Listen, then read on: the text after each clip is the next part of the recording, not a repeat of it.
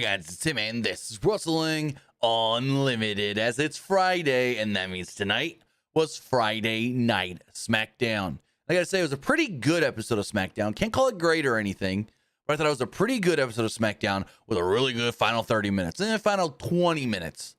Final 20 minutes, because the Cena truth stuff started at like 18 to 20 minutes left in the show. So that once the Punk truth stuff started, it was just boom, uphill from there. Great, awesome, holy crap. We'll talk all about it. And yeah, Cena cut a pipe bomb, if you haven't heard. Both times that a pipe bomb promo has actually happened. That show was main evented by a John Cena, Ron Killings, R-Truth, whatever you want to call him, match. So that was a big callback. And yeah, I got a couple things to say about it. Not negative or anything, but kind of just one or two things that kind of, for me, was kind of like a, but it was still all really good. Maybe mainly the way Punk was just laying there. Like, I get it, Cena did the same thing, but because Punk's promo was cut all the way to the top of the ramp and Cena was laid out in the ring, you don't remember that Cena had to lay there dead for 10 minutes. But here, they keep shooting it wide, and Stu's in the ring with the camera, and you see Punk just laying there. At halftime, Punk's laying there going, he's got his weird-ass look on it. Let me pull up a screenshot. Let me pull up a screenshot, because he's got this weird look on his face. Let me see if I got one.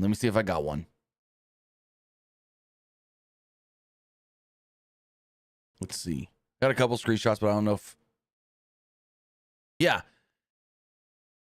Let's pull this up. He's got this weird grimace on his face the entire time.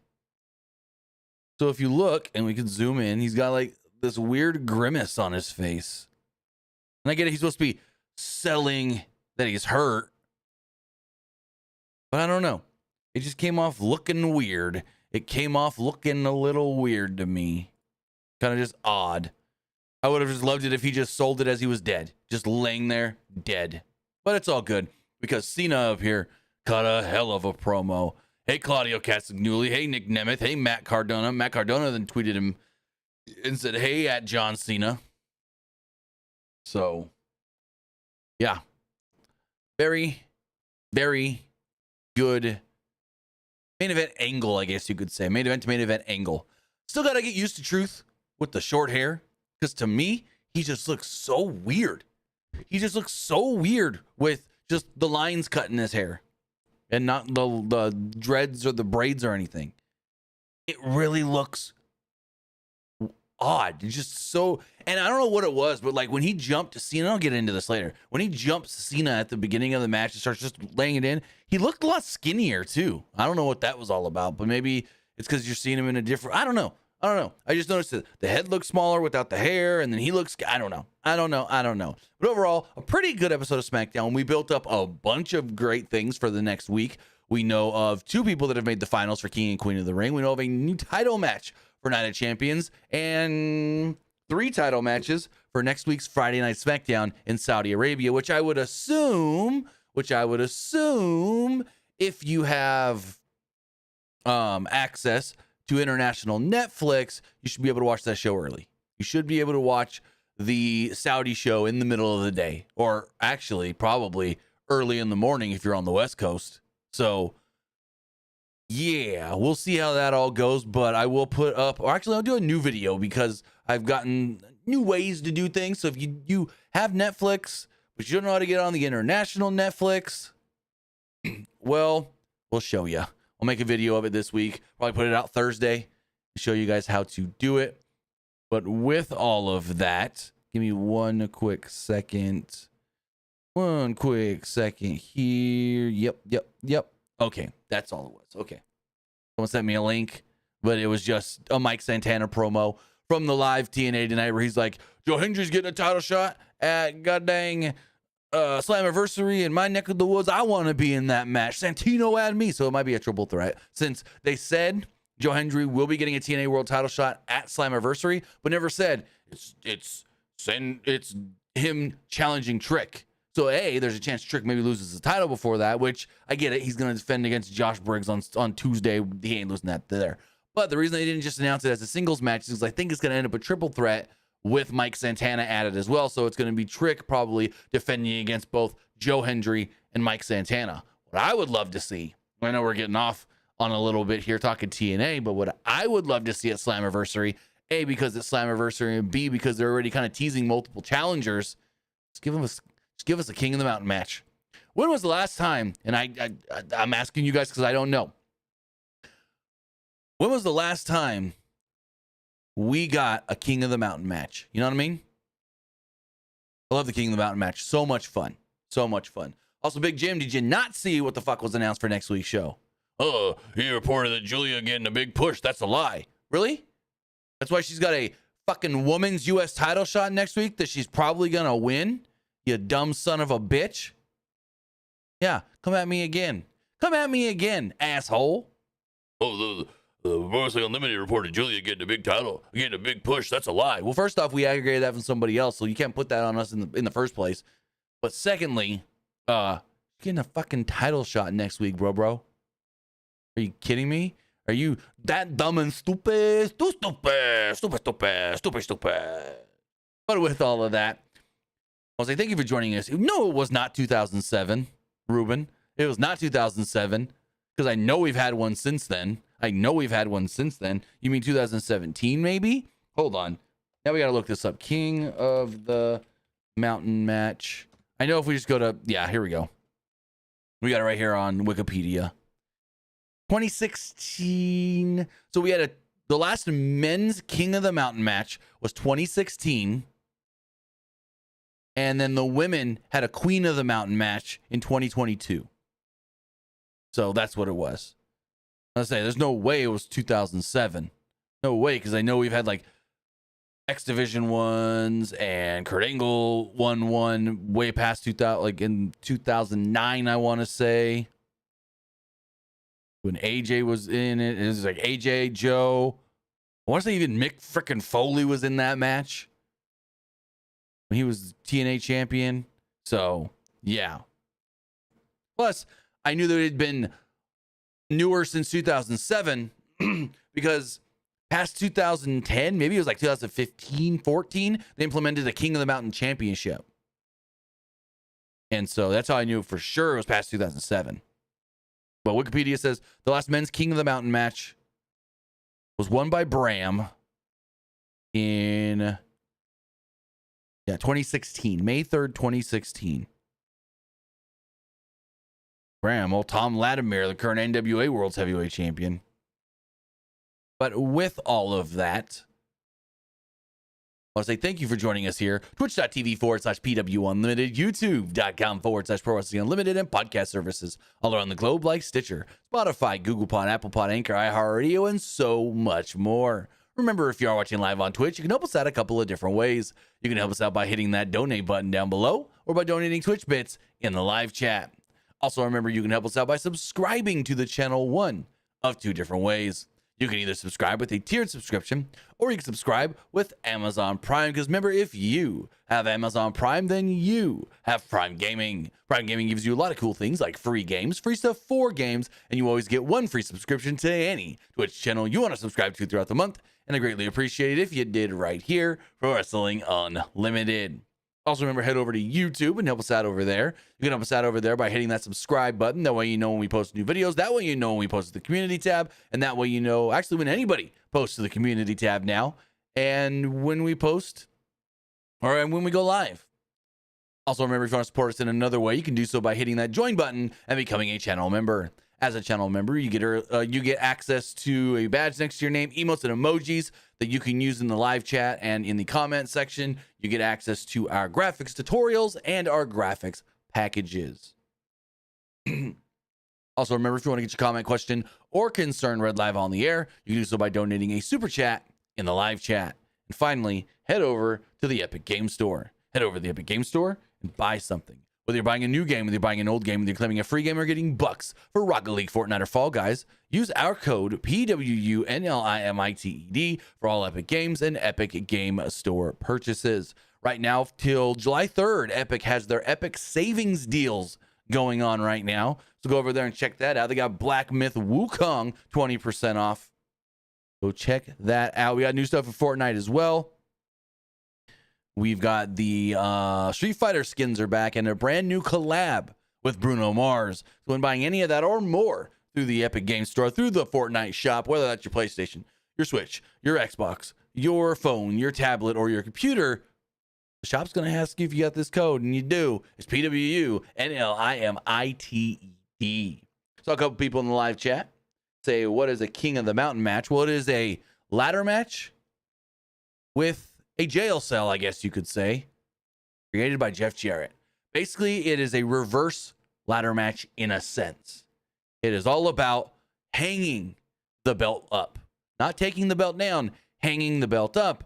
There's a couple of different caveats to that. And I think WWE kind of their what's it called? Oh, what's it called? What's that one they do? Oh, the NXT one. Iron Survivor kind of takes a little bit from King of the Mountain. So basically what it is it started off, and I think there've been more, I think there've been less, whatever, 6 competitors. And they all just start fighting, and there's a shark cage outside of the ring.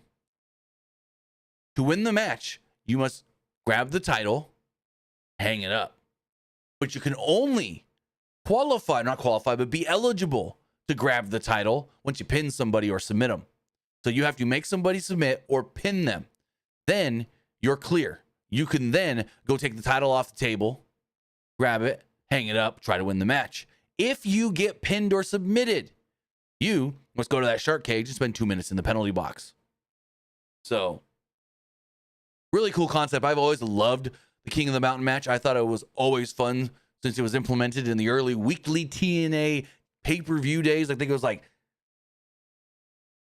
roughly around like pay-per-view 90 to 100, somewhere in that area, I want to say it was. Somewhere in that area, I want to say, is when we can go look again really fast. King of the Mountain match. I know it was early TNA days. First one was 2004. Ooh, I was close. TNA Weekly PPV 97. The weekly pay-per-view 97. And then it became a Slammiversary staple for many, many years. 05, 06, 07, 08, 09. There's 2 in 09. There was a X Division 1 and a World Title 1. And then they didn't do another one until 2015, 6 years later. That was the last one they did do at Slammiversary. But it was like Bound for Glory's their mania. Bound for Glory's their biggest show of the year. But Slammiversary had that GD King of the Mountain match. And I always thought that made Slammiversary, in my opinion, the better, bigger, more important pay-per-view to me as a kid growing up. But no, I love the King of the Mountain matches.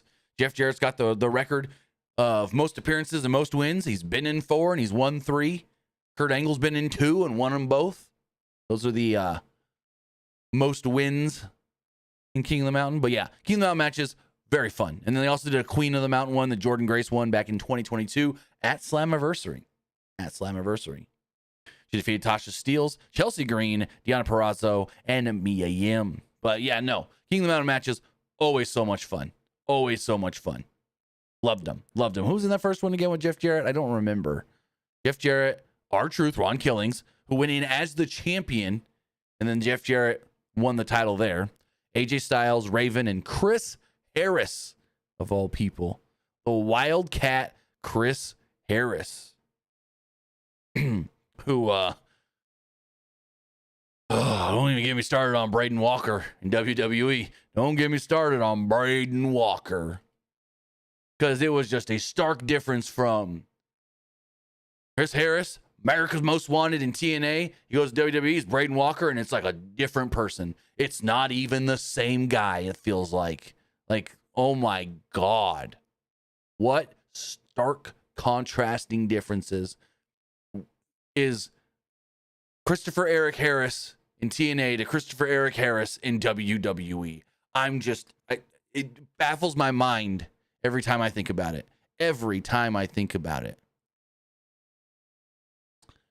But with all of that, we got a Smackdown here to talk about from Grand Rapids, Michigan.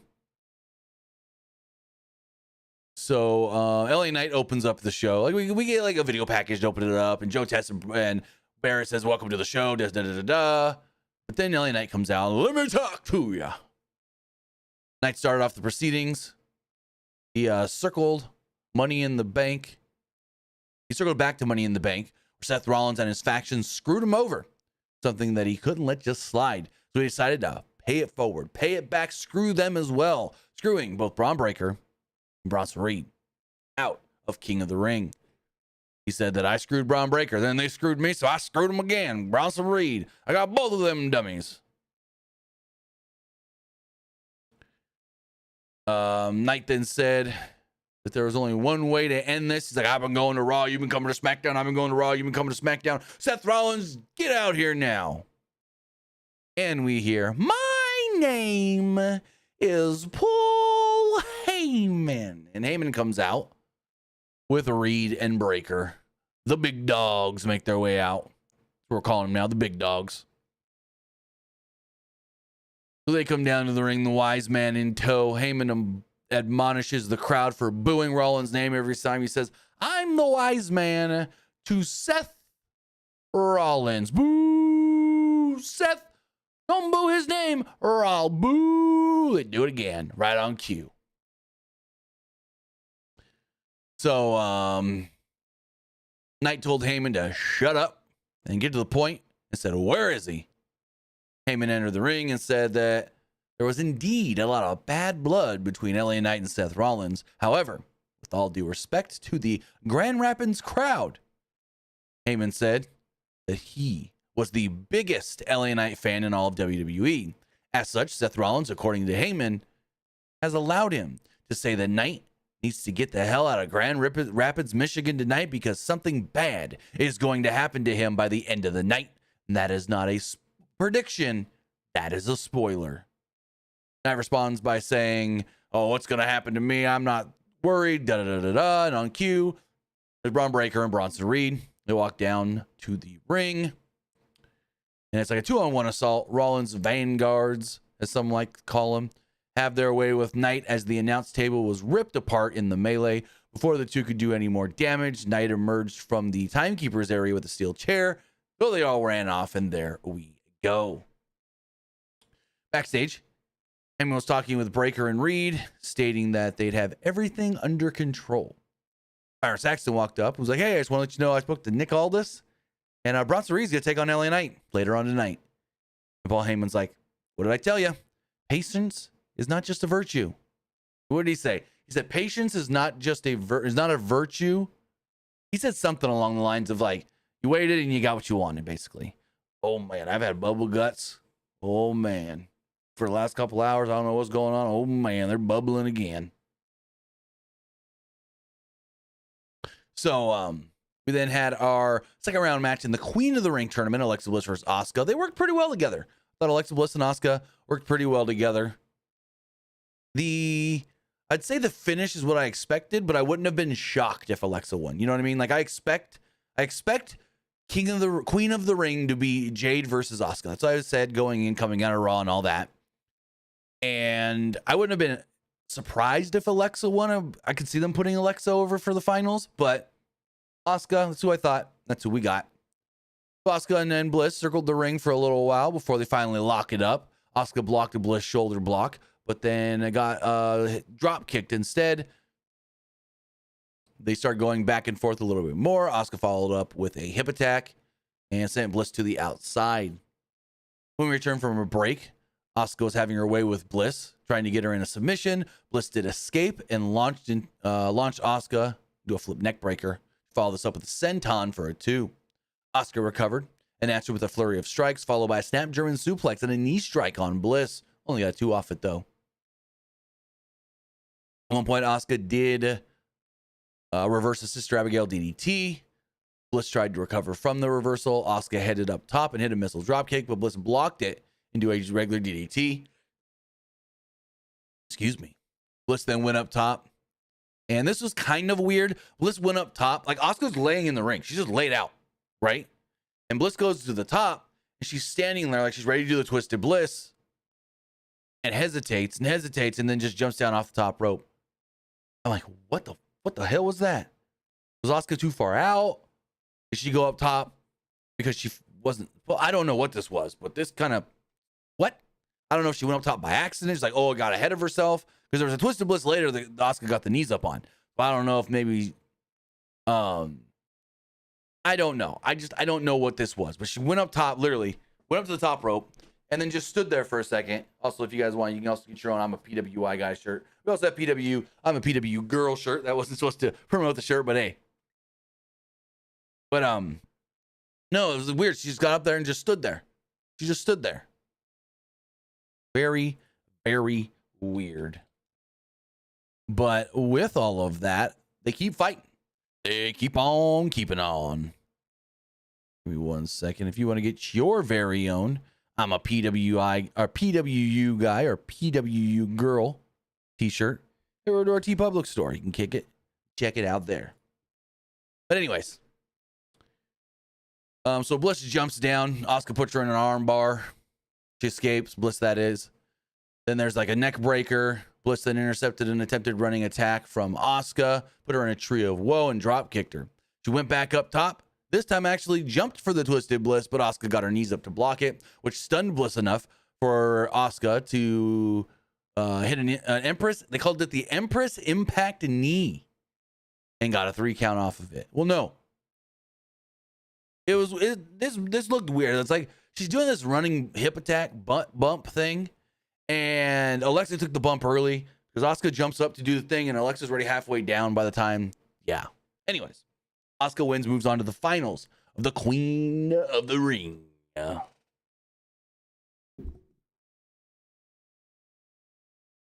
As they move forward,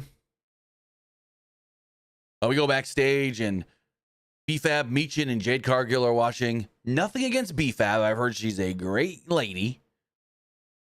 But she tries just too hard when she's cutting a promo, and it comes off as the fakest stuff ever. She's just like, well, that was very impressive by Asuka.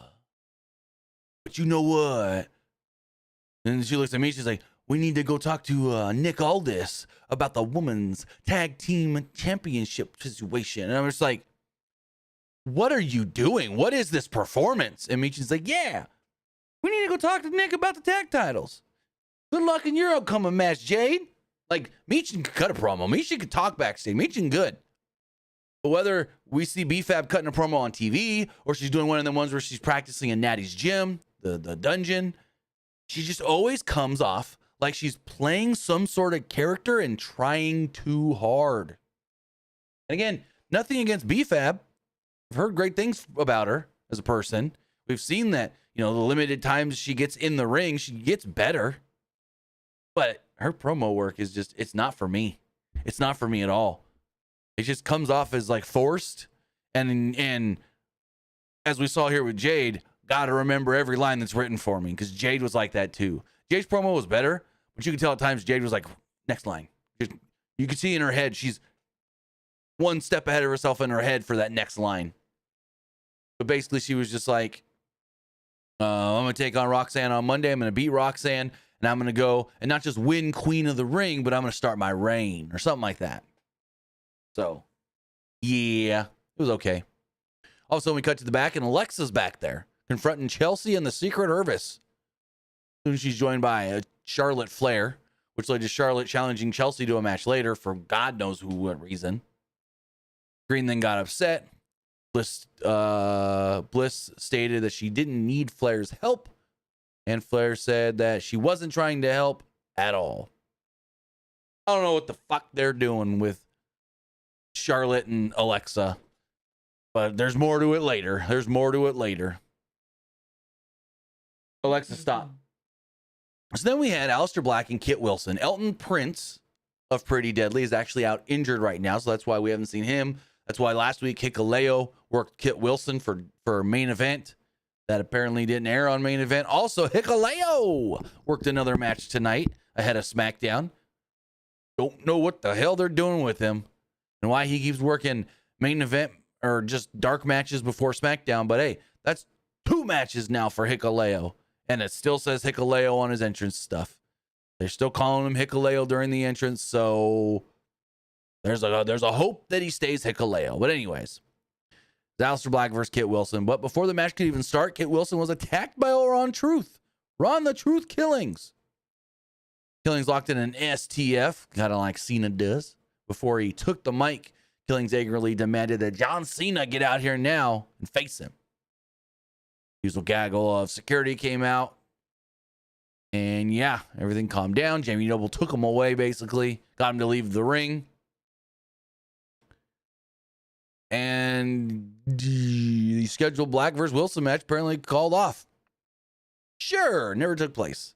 Never took place. As we move forward, it's weird because I watch SmackDown on Netflix. So I guess whoever is sponsoring SmackDown on the USA Network can't sponsor SmackDown, which I believe is Papa John's, but who can't sponsor SmackDown on Netflix. Because every time Joe Tessitore goes, tonight's SmackDown is brought to you. And then it's just the wide shot. We don't see a logo of anything. And it's just dead air for a minute. And then Joe Tess is just back talking. But whenever they do that on SmackDown, it was twice tonight. Where he goes, and tonight's SmackDown is brought to you by. And it just cuts out right in the middle of by. But it was different because later in the, I forget which match it was, they start fighting. Oh, it was the Alexa. No, not Alexa. It was the Chelsea Charlotte match where he was just like, and this match is brought to you by Papa John's. So, very interesting stuff there. I don't know if most people would have even caught that, but me as a production person, I catch that kind of stuff. Anyways, I scrolled too far in my notes now. We got a Papa John sponsored recap of Goldberg's return challenging Gunther for the title. Jamie Noble continued to talk to Ron Killings, R-Truth, backstage, who was angry about John Cena not showing up. Apparently, Cena wasn't even there yet, they told him. Aleister Black then confronted Killings for interrupting his match, but Damian Priest appeared to keep the peace. As Black left, Priest called out Killings for his anger and told him to focus that rage on John later tonight. Priest promised that he and Killings would go out for a night downtown later on after he takes care of Cena. He didn't take care of Cena, that's for sure. So then Cody Rhodes is there to address King of the Ring, and you know how many words Cody said tonight? You know how many words the All American Nightmare said? Ding dong, zippo, zero, not a word. Before Rhodes could even say a single word, his second round opponent, Jey Uso, would interrupt. And I felt like this took fucking forever. I thought I heard Jay's music for like 15 minutes. It felt so long. I know it wasn't, but literally I was sitting here almost zoned out, or I was zoned out, but I was almost dozed off because I'm getting fucking tired. Like, I like Jey Uso. I think Jey Uso's freaking fantastic. His intro's cool. He always picks a kid to yeet with, yeet. But it's getting to the point where why do we need to get in the ring and him go, day one is mine. Like, why do we got to do it again? It's getting dumb. It's getting redundant. It's getting old. He's taking way too fucking long. Yeah. Anyways. This, again, felt like it took 10, 15 minutes just for goddamn Jay to get to the ring and finish fucking dancing. Yeeting and squeeting, whatever you want to call it. Yeeting, tweeting, steeting, sleeting, meeting, yeeting, break, beating. Anyways, finally he fucking finishes. Uso starts telling Rhodes that he didn't even have to say anything because they've both been in the trenches together. From fighting one another to fighting together as tag team champions to finishing their respective stories at WrestleMania. However, on Monday, there's only room for one of them to win. Uso said that he knows that Rhodes is going to bring it. That's what he wants. It's nothing personal. It's all business. At the end of it all, Uso said that they'd be here for 4 letters, 1 word, yeet. And as Rhodes and Uso were showing each other respect, out came Sami Zayn. He took a mic and Zayn said that he got to share the ring with 2 great friends tonight, who were also 2 of the greatest the business currently has to offer. He said that between the 3 of them standing in the ring, there was only one who wasn't a world champion. Zayn said that he was proud of Jay for winning at WrestleMania and that he wants to go and do it now himself, win a world title. He understands and hopes Rhodes and Uso understand. He hopes that Rhodes and Uso understand that now it's time for him to finish his story. And I'm like, oh, wait. Everyone talk about their goddamn stories. Cody's even said it. He kind of wishes he never started that. He said it before. Then I hear voices in my head. They talk to me. They understand. They talk to me. Talk to me, talk to me, talk to me.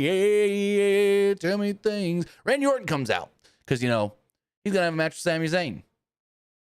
Randy Orton comes to the ring. Orton reiterated to Rhodes what he said last week about doing whatever it takes to get to John Cena so he can become a 15-time world champion. He turned his attention to Uso and said while he had respect for him, it'd be 3 letters, 1 move if they faced off at the finals. I like that one. I like that one a lot. RKO. Ding. Anywho, Orton then said that he meant every word. That one day, Sami will be a world champion, but SummerSlam this year is his. That's because of the most dangerous letters, the 3 most dangerous letters in all of sports entertainment, RKO. The segment ended, and Cody again never even said a word. I don't even think he made a peep at all. Shocker. Moving forward, we did have that Randy Orton Sami Zayn match. Really good match. Winner goes on to the finals of the King of the Ring to face either Cody Rhodes or Jey Uso. I think it's going to be Orton and Cody. I always thought Cody was going to make it on one side, and the other one's going to be Orton. I thought maybe you can do Cody Sami because it's less predictable. Because I can see. So here's my thing. I know Sami's not making it anymore, but here was my pitch. Sami and Cody made more sense as far as being less predictable because it's like, oh shit, if Cody wins, he's going to challenge John Cena. Boom. Makes a lot of sense. I could see it. Doing that match makes sense. Cena won the title from Cody at WrestleMania. Cody wants his rematch. Bing, bang, boom. Then you go, oh, Sami. I could see Sami winning and challenging Gunther and going, hey, I've already beat you for a title. I can beat you for another one. And that would make a lot of sense. Now then you go, well, Orton makes a lot of sense. He wants to challenge Randy or wants to challenge Cena again. We already saw that though. So who in their goddamn mind thinks Orton's winning King of the Ring? Not me. Not me. As far as this match does go, match actually started after a commercial break. Zayn had Orton caught in an arm submission that eventually got countered into a classic Orton rest hold. At one point, Orton took his time to get himself back into the ring after being thrown to the outside and trapped Zayn in the corner, which led to the referee breaking things up. Orton then gave Zayn a little eye poke in the middle of their scuffle. After a commercial break, Orton was teeing off on Zayn with a bunch of punches to the head. Zayn did a springboard dodge to leap behind Orton and then floored him with a clothesline. Zayn connected with a big elbow, followed by an axe handle. Zayn's Blue Thunder Bomb attempt was countered by Orton, who unloaded with clotheslines, followed by a vintage scoop slam. Orton kept up the momentum with the draping DDT through the ropes. Orton had Zayn in his sights for an RKO, but Zayn rolled out of the ring and avoided a calamity. Orton, though, stepped out of the ring and slammed Zayn's face against the announce table. Orton then tried for yet another cable back suplex. But Zayn countered and gave Orton a taste of his own medicine. In the ring, Zayn avoided a shoulder charge from Orton, which sent the Viper into the ring post. As you get towards the end of the match here, Zayn targeted Orton for a haluva kick, but got intercepted into a snap power slam. Only got a 2 off it, though, as Zayn kicked out just barely. Orton dodged a haluva kick at the last second as he looked to connect with an RKO. Zayn turned everything around and turned it into a Blue Thunder Bomb. Orton just somehow kicked out at the last possible second. Zayn then headed up top. He missed a dive. Orton's RKO was blocked. What? Well, he went again, hit it again, and boom, bang, boom, made it to the finals. So with all of that, Randy Orton is in the finals of the King of the Ring for the 2nd year in a row. Remember, last year he was in the finals as well, taking on Gunther. Very fun. Very good match. Good stuff from both men. Then we get Nia Jax. Jax is in the ring. She started by saying that Tiffany Stratton approached her to get some guidance and that she repaid that help by suddenly betraying her. WWE Women's Champion herself interrupts and tells her that toxic exes Or what did she say? Something about like the toxic ex. You're the toxic ex that I can't get away from or get rid of or something like that. I can't remember. I didn't write it all down. But told her, you know, I need to learn a lot from you. And I'm a lot better than you too. The title's going to be on the line because I'm going to defend it against you next week on Smackdown in a last woman standing match. Jax and Stratton then brawl for a bit, with Jax getting the better of it and flooring her with a series of leg drops. This then led to Naomi running out and trying to cash in, but oh no, no, no, no. I pulled her away. Now he's like, I got a title shot next week against this bloke. I'm getting my match. You're not going to take the title and then me just not have an opportunity. So, see ya, bitch. Stratton then finally got up and took time to escape while Naomi and Jax were kind of arguing in front of the announce table. We had a video package highlighting John Cena and CM Punk and their rivalry before we did Chelsea Green versus Charlotte Flair. Okay match. Nothing special here. Nothing to write home with. If they didn't do the match as well. This is all about building more to whatever the Charlotte Alexa thing is. So early on, they go at it. Green gets a little bit of the better of it with a cheap shot, so Charlotte rolls to the outside. Niven and Fire tried to kind of get involved. No avail. Referee's distracted, so Niven eventually does get involved as her and Fire grab Charlotte off the apron, which gave Green the opening to hit a neck breaker. After a commercial break, Green took off her mask as she got mad and looked to put Flair away with an unprettier, but couldn't connect. Flair hit a spear, but Green kicked out of it. In the ensuing chaos, Flair applied a figure 8 and Green tapped out. Not much to the match at all.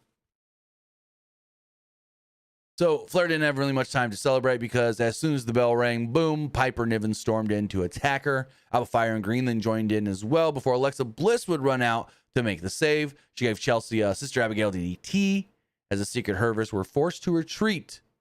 Then Bliss tried to offer a handshake to Flair and she refused it. She refused it. I don't know what the hell this is. They've been building it since Alexa came back. I don't know what's going on at all. They keep saying, Charlotte, Alexa's old friend. When the fuck were they friends? Never on TV that I can remember. Were they friends back in the locker room during their NXT days that we don't know about? I guess that's what it is. JC Mateo's in the back and he's all taping up. Solo walks in and goes, what are you getting ready for? He's like, oh, anything goes astray. I'm ready for Jacob Fatu. And Solo goes, whoa. I get it. But I ain't going to need any of that. I'm trying not to get physical with Jacob tonight. And I'm just trying to talk some reason into him to get him to come home. This is actually really good. I really liked this. I thought this was very well done.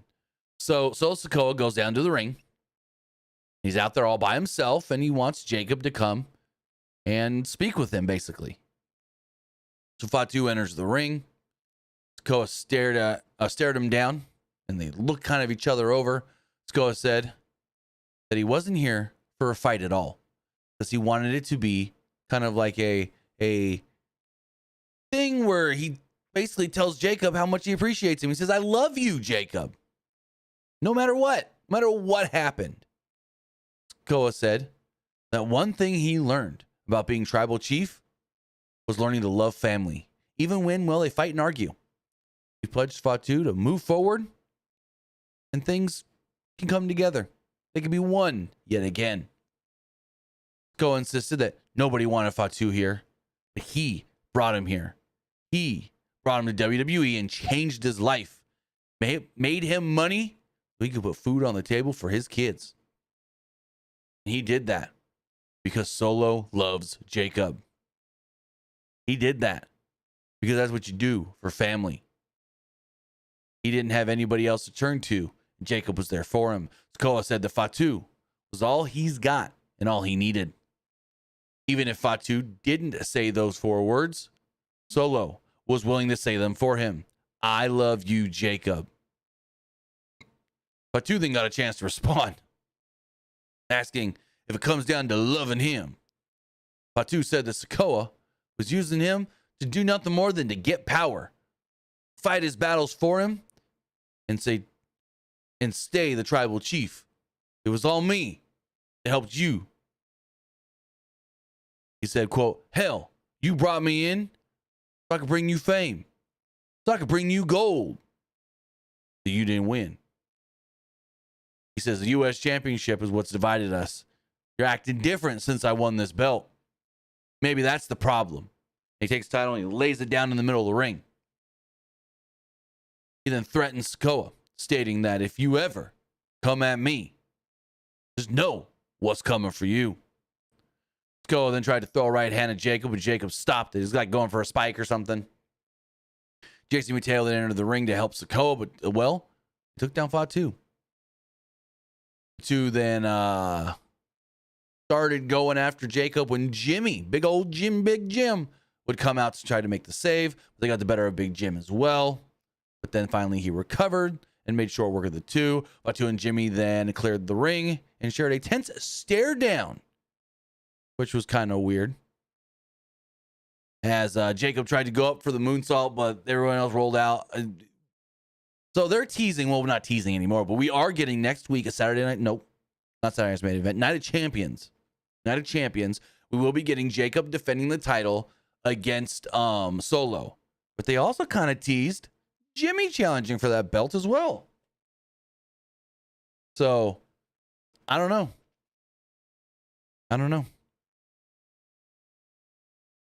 So we had Bronson Reed versus L.A. Knight. Knight snuck up on Reed from the crowd during his entrance, which angered him. And oh man, did he ever. So Reed blocked an Irish whip attempt early on, but missed a shoulder charge into the corner, which gave Knight the opening to stomp away at him. Reed recovered and wanted to slam Knight. Got countered. One point on the apron, and Knight tried to leap at Reed. We got caught. Jumping neckbreaker by Knight was subsequently countered by Reed. And then Knight avoided a senton from Reed as he headed up top and caught him with a diving neckbreaker. Reed rolled out of the ring and blocked Knight's baseball sliding dropkick. Knight then tried another high-risking move, but it was countered. It was a dive onto Reed from the outside. After a commercial break, Reed attempted a superplex on Knight from the top rope. Knight battled to break free and get out of it, so he shoved Reed down to the mat. Knight then had him in position for his jumping, leaping elbow. 1-2, but he didn't get it. Reed kicked out. Knight's BFT attempt was countered, and Reed landed a big old DVD Death Valley driver and got a near fall off of it. Reed lifted Knight up and delivered a thumbs down as he looked for a power bomb. Knight reversed it into a DDT, though. One point, Reed got sent to the outside as Knight looked for a dive. But Breaker hit a spear and caused a DQ finish. So yes, Braun Breaker gets involved and causes the DQ. Reed held Knight in position. Breaker hit a super spear and a brutal one at that. Reed then followed this up with multiple consecutive tsunamis as the referee tried to shoo him away. He headed to the top and hit one final one. And there we go. They all stood tall. Heyman's threat was, well, accurate. Very accurate. Kind of standard, nothing special, but it's building up to what I think could end up being LA Knight versus Seth Rollins at Night of Champions. So as far as next week's show, not next week on Saturday at Night of Champions, but the night before in Saudi Arabia, the Women's United States Championship will be on the line when Zelina Vega defends against Julia. The WWE Tag Team Championships will be on the line when the Street Profits defend against the Wyatt Sixes, Joe Gacy and Dexter Lumis. And oh my fucking God, if this match is anything like their Motor City Machine Gun match, oh my God, is it going to suck. And in a last woman standing match, the WWE Women's Championship will be on the line. Tiffany Stratton defends against Nia Jax. So as far as Night of Champions does go at this point, because they also just then announced U.S. title on the line, Solo challenging Jacob. What do we have for Night of Champions? 4 matches? 5 matches. What's the IC title match? That's right. That's right. So we have the King of the Ring finals, the Queen of the Ring finals. Dom defending the IC title against AJ. Jacob defending the U.S. title against Solo. And then Cena defending the WWE title against Punk. Gotcha. I forgot AJ and Dom. Because I'm like, what's the fifth match? 4 matches? Okay, gotcha. So I'm like, why do all these matches need to be on SmackDown? But that makes sense. So there's like 25, 30 minutes left. Truth comes out for his entrance. The same music, but he's not rapping. Same music. He's just a bump, bump, bump, bump, bump, bump, bump, bump, bump, bump, bump, bump, bump, bump, bump, bump, but he's not singing or anything. And they go to a break during his entrance, come back, and he's kind of singing to the crowd where he's just yelling, "What's up? What's up? What's up? What's up?" Just over and over, trying to play with the crowd during the break. Cena then makes his entrance, and we get fucking Mark Nash. Never seen 17 John Cena. They need to get rid of this fucker. Bring Mike Rome back to SmackDown, or say Lillian Garcia, can you work a full-time schedule again? Because fuck, this guy's annoying. Always sounds like he's depressed and about to cry. From West Newbury, Massachusetts. Like, Jesus fucking Christ. Anyways. They fight for not long before we go to a break. At one point, Cena goes for the 5-knuckle shuffle. There's an attitude adjustment attempted, but Truth escaped and hit a Thez press in response. Cena then rolled to the outside, took his title, and said, "I'm over this." He walks up the ramp, but no, Truth goes after him, and Cena says, "Nope, I'm still over this." Bing! Hits him with the belt. DQ, match is over. Cena's like, "I don't want to do this." He looks down at him, whatever, and whatnot, and then look in my eyes, what do you see? And out comes CM Punk. Cena retreats and runs back to the ring. And Punk attempted to hit Cena with the belt that he had dropped, but got blasted with a kick in the balls. Cena then answers with a belt shot of his own. And I saw someone on Twitter go, "Oh, Cena put 15 years of frustration in that belt shot." No, he didn't. I don't even think he hit Punk. That was the I'm going to be super, super easy with it fucking belt shot I've seen in a very long time. Cena then gets a table, puts it in the ring, Slim Jim branded table, and sends Punk through it with an attitude adjustment. Cena then takes the mic, sits up on the top rope, and proceeds to pipe bomb. Cutting a pipe bomb.